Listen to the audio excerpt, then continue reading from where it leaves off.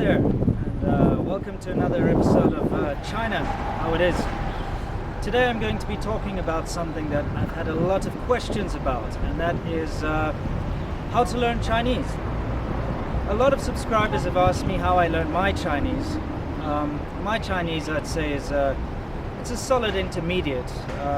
Certainly not very good, certainly not fluent. However, I can survive. I don't need the help of anyone.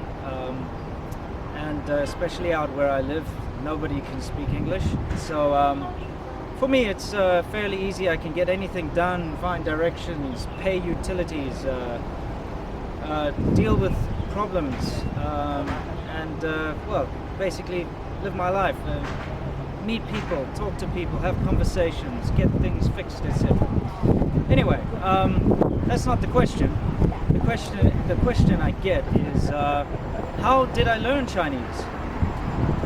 Well, okay, basically, start from the beginning. For me, I had a trial by fire.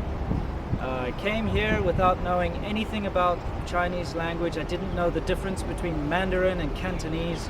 I didn't know how to say anything other than ni hao, which is hello.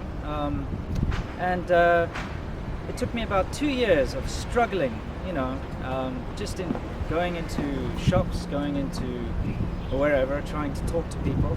It took me 2 years to get the basics, things like how to count.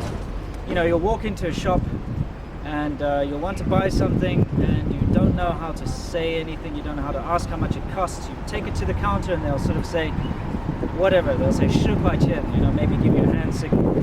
And you have no idea what the hell they're talking about, so you kind of have to learn. You listen to what they say, you look at their actions, and you pick these things up. So it took me about 2 years to get the basics down. And the basics were, how to say hello, how to order food, how to buy things.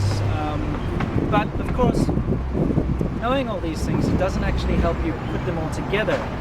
It doesn't allow you to actually have a conversation with someone. You can ask them the time of day, you can ask them, for something, or you can say you need something, but you can't actually start conversing with them. You can't actually have a conversation. It's incredibly frustrating, and it's this level that is so difficult to break out of, to get to the next step. Now, what actually happened was a couple of years ago, a friend of mine and myself, we actually went on a little language course at the Shenzhen University. It was very expensive, but it was very good. That's where I learned how to read and write Chinese. And having just gone on that short little language course helped me to piece everything together. So all the survival Chinese that I knew, the numbers and the about the weather, the day, etc.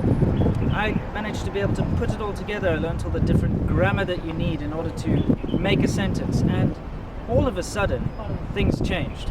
So it went from asking how much does this cost to being able to have a full conversation, ask them how much it costs and how's their family and which one is better and should I do this, should I do that, and etc. etc. So anyway, that's how I learned my Chinese, and it keeps improving, slowly but surely anyway. Yeah, it's definitely always getting better, which is a good thing. But I needed that catalyst. I needed to go study for that short time just to get things going, It is entirely possible to learn by yourself, yes, but it would have probably taken me an extra 2 years to get to where I am now if I hadn't actually done that. So I do believe that a little bit of studying is essential. Now, I decided, of course, this is not the only way to do it, and probably the best way is to start with a bit of study and then put it to practical use and learn the rest that way. So now I have a friend. This friend of mine runs a fairly successful Mandarin training center here in Shenzhen. I've known him for a couple of years. So what I'm going to do is I've asked him if I can just pop around to his training center and have a meeting with him. And what I'm going to do is I'm just going to go there, ask him what his suggestions are about learning Mandarin, and see if I can get one of the teachers to sit with us and give us a couple of pointers, and maybe give us a short lesson for all you guys out there. So let's go see if this works out. Come along for the ride.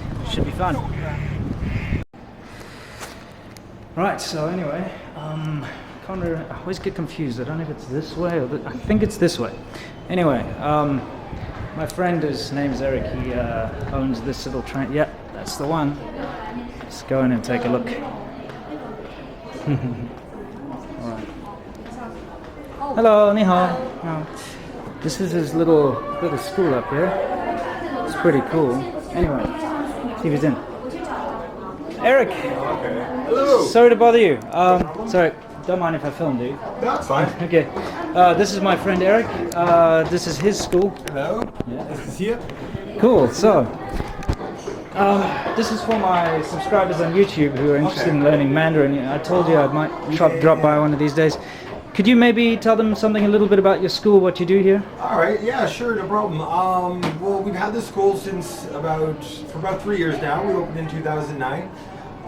We teach both English and Mandarin, so we get a good mix of students from. We have Mandarin students from all over the world. A lot, mostly from Europe, a lot from the USA, and then a lot of Chinese students here to study English. Some students do a bit of both. We have a lot of Japanese, Korean students that do a little bit of English and a little bit of Chinese as well. That's pretty cool. Yeah, it's been a lot of fun. We opened up as a small business, just me and about 6 or 7 other people. We now have about 50 staff, and we're opening up our second campus in Nanshan in 2 weeks. Oh. So I'm hoping you can come for the party. Oh yeah, I'll be there, definitely. Good. All right, now I do have a question for you. This is, I was telling you guys about this earlier. What would your advice be for someone who wants to learn Mandarin? What's the first thing they should focus on? Just a quick one. Well, I'd say one important thing is to learn writing and speaking at the same time. Sure. A lot of people come in and they learn just how to speak. I don't want to read the characters, I just want to speak, and they do that, and then they get to a certain point where they really struggle. Because if you can't read, you're not understanding why they're using this word instead of that word.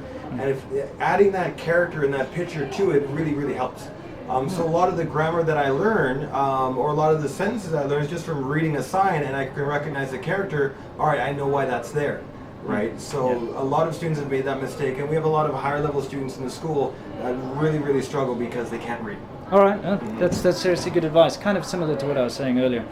All right, awesome. Now, is it possible that I could borrow one of your teachers for a minute or two, ask them a couple questions? Yeah, definitely. Our director of studies is available. Her name is Yan Li, and I think she's just right around the corner. Okay, cool. I'll go look for her. Thanks a lot, Eric, once again. Cheers. It's always awesome seeing you. All right, cheers. Yeah.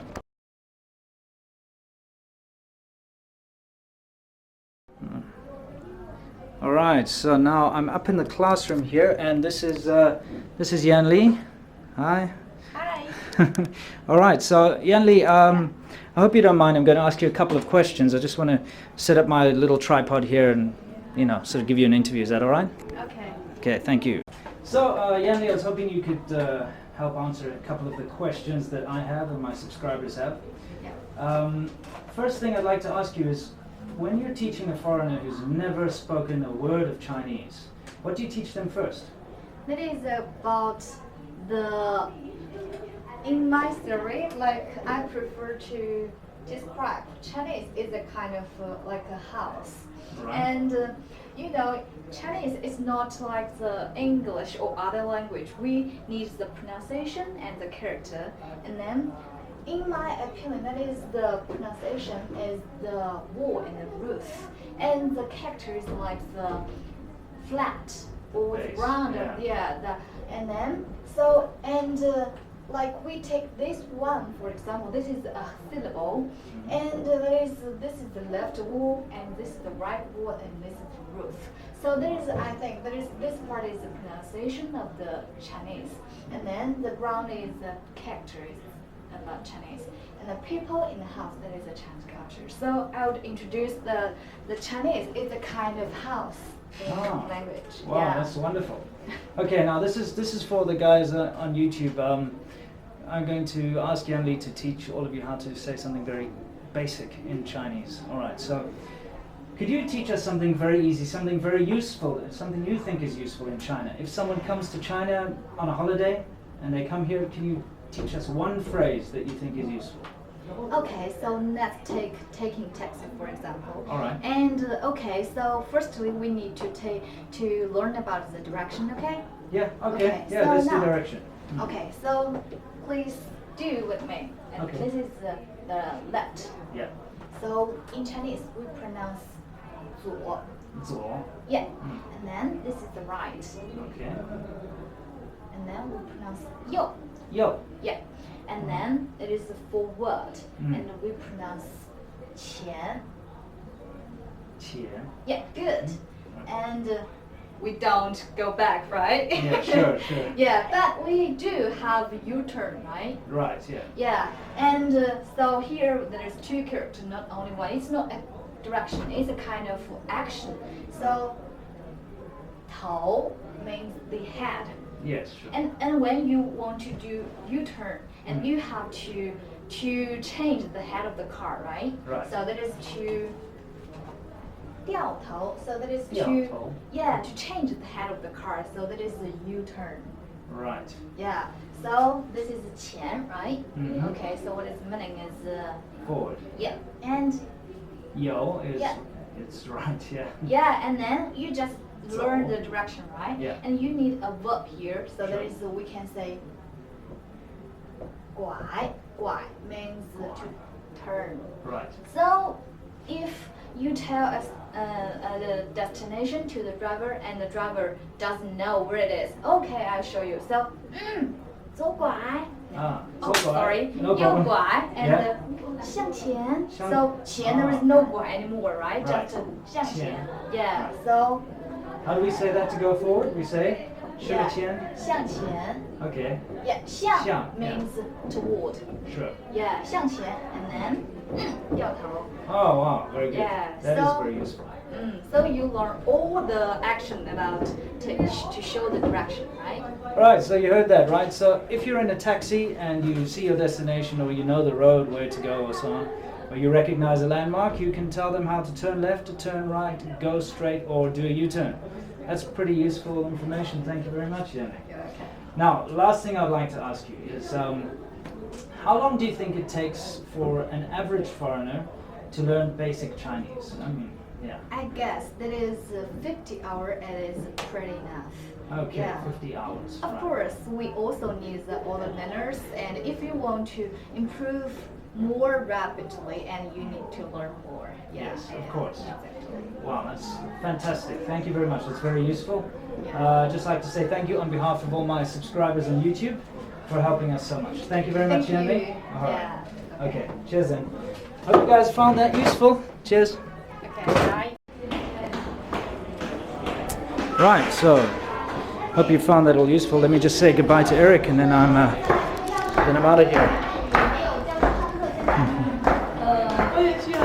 对，我知道你学生来了，所以我现在在 Hey Garrett, how's it going? How's it going? Yeah, long time no see. Eric, Hello. thank you very much. Yanli No was problem. awesome. Good, good. Yeah. What did you learn?